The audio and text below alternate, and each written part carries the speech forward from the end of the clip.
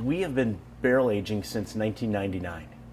And we've always done a lot of experimenting with barrel aging. We have been using Templeton rye. In the past, we've used a lot of different kinds of bourbon barrels, a lot of different kinds of whiskeys and things like that. And the Templeton rye, I think, is actually my favorite. Before we put it into barrels, we actually have to brew a base beer. That beer is made up of the four main ingredients, which is malted barley, hops, water, and yeast.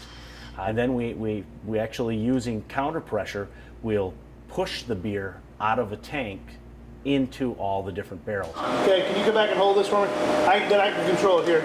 So we're using a series of hoses and sight glasses and a siphoning arm to actually get the beer out of those barrels.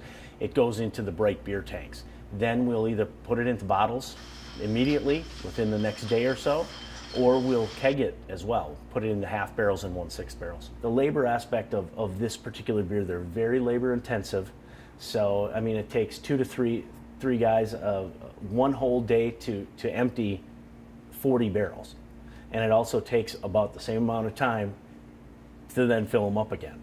So, you know, where we would be able to process, 300 to 400 barrels in a day using our normal process of stainless steel tanks and pumps. You never have an exact date when you know it's going to be ready. It's a series of testing it. You're always testing for different things. You're always testing for flavor, aroma, color. I want to find a good balance. So I don't want to have it all bourbon that hits you over the head with bourbon flavor. You want your base beer to shine through, but you want there to be a very noticeable background of bourbon. I mean, we've had this beer sitting in those barrels for an awful long time, and now we can actually get some return on that investment.